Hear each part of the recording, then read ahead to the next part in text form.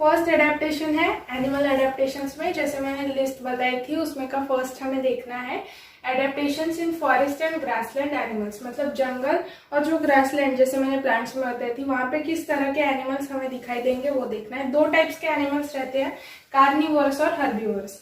Carnivorous ये जो दूसरे एनिमल्स पे फीड करेंगे और हर्बीवोरस मतलब वो जो हर्ब्स मतलब प्लांट्स पे फीड करेंगे। ये एनिमल्स नहीं खाते, ये एनिमल्स खाते हैं। सो कार्निवोरस एनिमल्स के बारे में देखेंगे, इनमें क्या क्या मॉडिफिकेशंस होते हैं। इनके लेग्स जो है वो काफी स्ट्रांग होते हैं ताकि ये बहुत तेज बहुत फास्ट दौड़ सके अपना प्रे कैच करने के लिए, अपनी शिकार करने के लिए। शार्प टीथ होते हैं ताकि अपने प्रे को अच्छे से खा सके। एंड इनके जो आईज होते हैं वो in front of their head होते हैं ताकि इनको इनका प्रे दूर से ही दिख सके। और इनके पैडेड पॉज होते हैं, जैसे टाइगर के जो पॉज रहेंगे वो पैडेड रहे ताकि वो एकदम धीमे धीमे चल सके। वो चले तो जो उसका प्रे रहेगा उसको भनक तक नहीं लगेगी। So these are the characteristics of carnivorous plants. Example आएगा टाइगर, और भी कार्निवोरस एनिमल्स होते हैं, हम इमेजेस में देख लेंगे। फिर है हर्बीवोरस, ऐसे एनिमल्स जो हर्ब्स पे फीड करेंगे, तो मतलब प्लांट्स ही खाएंगे। तो ये एनिमल्स की क्या खासियत होती है, इनके लेग्स लॉन्ग रहते हैं क्योंकि इनके पीछे कार्निवोरस एनिमल्स लग सकते हैं। ये रहेंगे प्रे कार्निवोरस एनिमल्स का। सो इनके लेग्स होते हैं लॉन्ग और टैपरिंग ताकि ये दौड़ सके, अपने बचाव के लिए ये लोग दौड़ सके। और इनके ईयर्स भी काफी लॉन्ग होते हैं ताकि दूर से ही वो सुन सके कि कोई दूसरा एनिमल, कोई कार्निवोरस एनिमल उनके करीब आ रहा है या नहीं। उनके आईज जो होते हैं वो below the forehead either side में रहेंगे ताकि जैसे कि डियर के वगैरह होते हैं साइड में, ताकि उनको हर एंगल का दिख सके, वाइड विजन रहे उनका, वाइड एंगल ऑफ विजन। इसलिए आईज जो रहेंगे वो either side of the head रहेंगे। और टीथ जो होते हैं वो काफी स्ट्रांग होते हैं ताकि जो प्लांट्स है उनको वो ठीक से च्यू कर सके, अच्छे से चबा सके, अच्छे से खा सके। इसमें एग्जाम्पल आएगा डियर का। तो ये हो गया अपना फर्स्ट एडेप्टेशन एनिमल एडेप्टेशन में। अब जाएंगे नेक्स्ट एडेप्टेशन है एनिमल एडेप्टेशंस में सेकेंड, डेजर्ट एनिमल्स का। मतलब डेजर्ट रीजन के एनिमल्स में क्या क्या एडेप्टेशन रहेंगे। डेजर्ट मतलब जैसे मैंने प्लांट्स में बताया था, ऐसा रीजन है जहाँ पे टेम्परेचर बहुत हाई है, बहुत हॉट क्लाइमेट है और पानी कम है, मतलब रेनफॉल का अमाउंट बहुत कम है। ये रीजन में काफी सारी सैंड भी पाई जाती है। तो यहाँ पे जो एनिमल्स रहेंगे जैसे कि कैमल वगैरह, तो ये जो एनिमल्स रहेंगे इनकी थिक रहेंगी स्किन, एंड जो आईलैशेस है वो भी थिक रहेंगे। स्किन थिक इसलिए रहेंगी ताकि वाटर लॉस जो होता है, बॉडी में जो वाटर है वो लॉस ना हो सके, इसलिए to prevent water loss the skin is very thick. And the eyelashes are thick. Why eyelashes क्यों थिक है? क्योंकि वहां पे जो सैंड है वो उनकी आंखों में ना जाए इसलिए। वैसे ही नॉस्ट्रिल्स जो होते हैं वो भी प्रोटेक्टेड रहते हैं फोल्ड्स ऑफ स्किन से। जो नाक होती है वो भी प्रोटेक्टेड रहेंगी एक फोल्ड ऑफ स्किन से ताकि नाक से भी सैंड अंदर ना जाए और वो बराबर रेस्पिरेशन कर पाए। Also they have long legs with soles. वहां पे सैंड पे चलने के लिए इसलिए उनके पास सोल्स रहेंगे, हम इमेजेस में देख लेंगे सोल्स क्या है, और उनके लेग्स काफी लॉन्ग रहेंगे। यहाँ पे एग्जाम्पल आएगा कैमल का। नेक्स्ट है adaptation, third adaptation snowy region का, मतलब जहाँ पे बहुत सारा स्नोफॉल होता है, क्लाइमेट काफी कोल्ड रहेगा। तो यहाँ पे कैसे एनिमल्स रहेंगे, उनमें क्या एडेप्टेशन रहेंगी। तो यहाँ जो एनिमल्स रहेंगे वो व्हाइट और सिल्वरी बॉडी कलर के रहेंगे। क्यों? क्योंकि ऐसे रीजन्स में ज्यादा धूप नहीं आती तो उनको पिगमेंटेशन नहीं होता, बॉडी को कलर नहीं आता, तो क्या रहेगा, व्हाइट और सिल्वर कलर रहेगा उनके बॉडी का। Next thing is long thick hair on skin. उनके स्किन पे लंबे और लॉन्ग थिक हेयर रहेंगे। क्यों? क्योंकि उनको ठंड से प्रोटेक्शन चाहिए इसलिए। तो यहाँ पे कौन से एनिमल्स पाए जाएंगे? एग्जाम्पल है पोलर बियर। तो ये हो गए अपने एडेप्टेशंस थर्ड तक। अब आगे जाएंगे फोर्थ।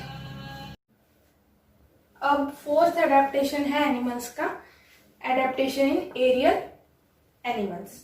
एरियल मतलब एयर में उड़ने वाले एनिमल्स।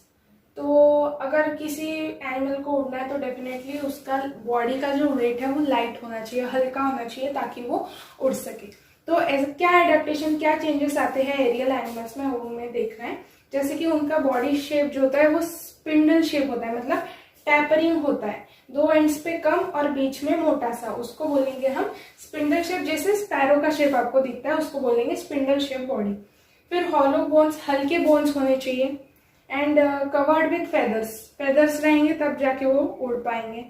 विंग्स रहेंगे तब जाके उड़ पाएंगे। एंड 4 लेग्स, मतलब हमने एनिमल्स में देखा है 4 लेग्स होते हैं, 2 सामने के 2 पीछे के। जो पीछे के होते हैं उनको बोलते हैं हाइंड लेग्स, और जो सामने के होते हैं उनको बोलते हैं हम 4 लेग्स। तो जो 4 लेग्स है वो ये एरियल एनिमल्स में चेंज होके विंग्स में कन्वर्ट हो गया, मॉडिफाई होके विंग्स में कन्वर्ट हो गया। तो इसमें एग्जाम्पल रहेगा बर्ड्स, जैसे कि स्पैरो वगैरह।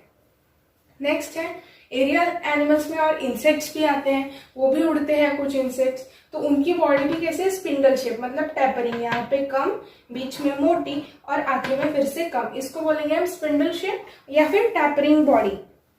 तो इंसेक्ट्स इस टाइप के रहेंगे, उनके पास लेग्स भी रहेंगे स्पिंडल बॉडी शेप और विंग्स रहेंगे उड़ने के लिए। नेक्स्ट है एरियल एनिमल्स में बैट्स भी आएंगे।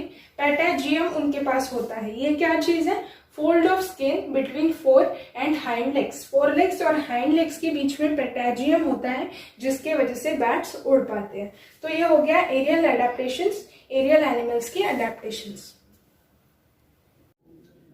तो 5th एडेप्टेशन है reptiles, adaptation in reptiles. Reptiles मतलब ऐसे एनिमल्स जो क्रीप करते हैं या फिर जो रेंगते हैं, रेंगने वाले एनिमल्स मतलब होते हैं रेप्टाइल्स। तो इसमें एग्जांपल्स आता है हाउस लिजर्ड्स, मॉनिटर लिजर्ड्स, ठीक है, लिजर्ड्स के 2 टाइप्स हैं, फिर स्नेक्स और क्रोकोडाइल्स। तो हाउस लिजर्ड्स के पास कैसे होता है, क्लॉड टोज होते हैं, मतलब टोज को क्लॉज होते हैं एंड थिन सोल्स होते हैं उनके।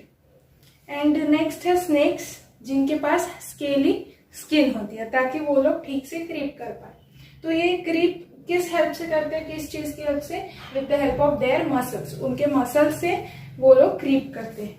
और इनका मॉडिफिकेशन किस में है, स्किन के पैटर्न में है, स्किन किस टाइप की है, स्केली है नहीं है, और बॉडी का कलर, कौन से कलर, क्योंकि कुछ रेप्टाइल्स पानी में भी रहते हैं, कुछ लैंड पे भी, so there are different modifications in them.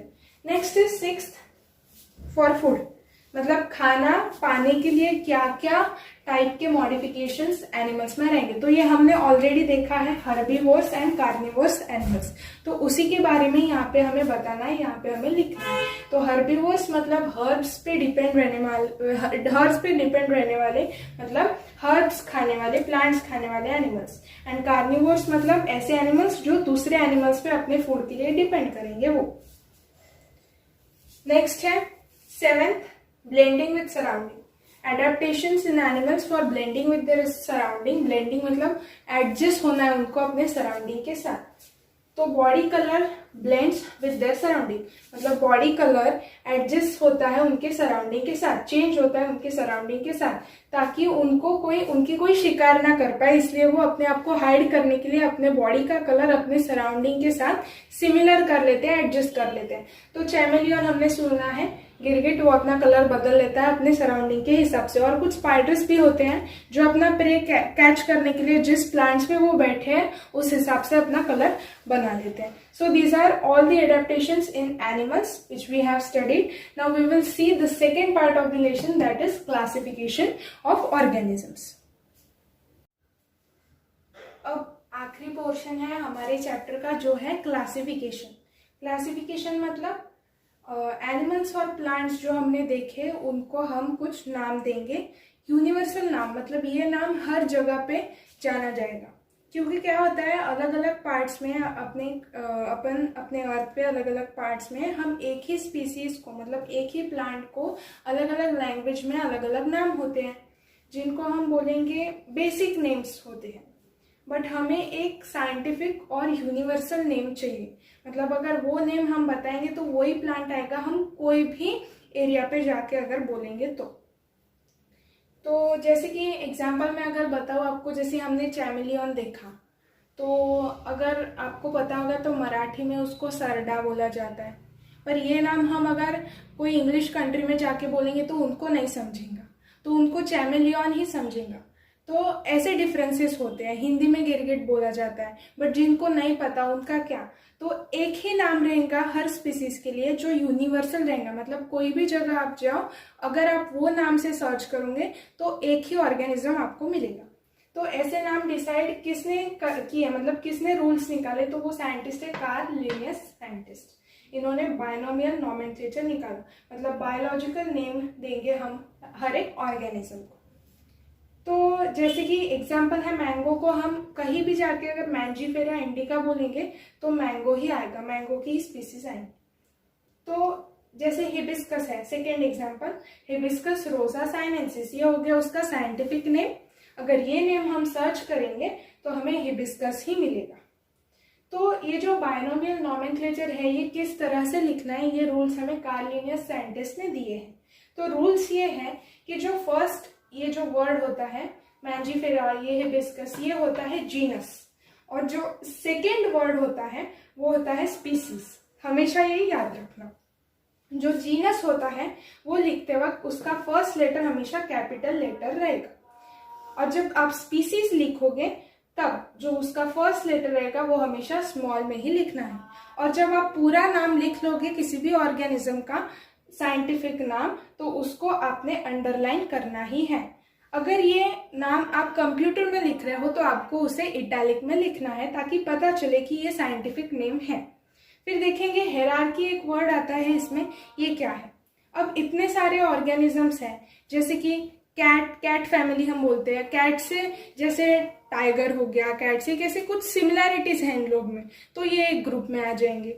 जैसे कि रैट्स, रोडेंट्स, माइस, ये सब एक ग्रुप में आ जाएंगे।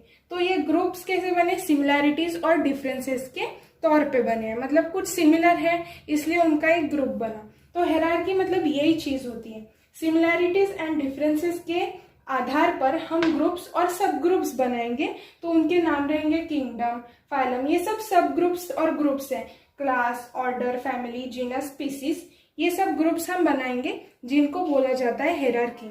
अगर आप आपके बुक के पेज नंबर 8 पे देखोगे तो एक चार्ट दिया है जहाँ पे किंगडम से स्पीसीज तक आपको ह्यूमन बीइंग और मैंगो इसके बारे में पूरी हेरार्की दी है, तो आप एक बार उसको पढ़ लेना।